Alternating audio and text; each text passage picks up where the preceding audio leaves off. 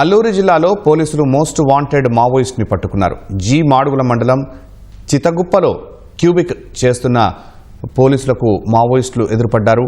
పట్టుకునే ప్రయత్నం చేయగా నలుగురు పారిపోయారు. నరేష్ అలియాస్ సంతు అనే మావోయిస్ట్ ని పట్టుకున్నారు. నరేష్ నుంచి 9mm పిస్టల్, 303 తుపాకీ, ముందుగుండు సామగ్రి స్వాధీనం చేసుకున్నారు. నరేష్ అలియాస్ సంతు ఇంతకు ముందు అతను పెద్దవాళ్ళు కోరకుండా ఏరియా కమిటీలో పనిచేసేవాళ్ళు.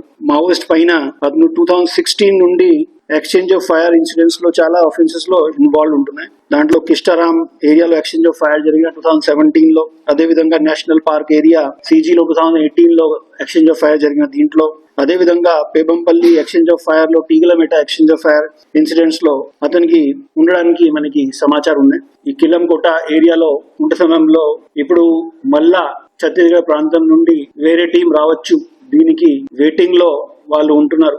వాళ్ళకి రావడానికి బిఫోర్ గా ఆ ఏరియాలో విలేజెస్ లో మీటింగ్ పెట్టి కానీ ఏమైనా వేలో పబ్లిక్ సపోర్ట్ మొబిలైజ్ చేయడానికి ట్రై చేసి అది సమాచారం చెప్తున్నారు.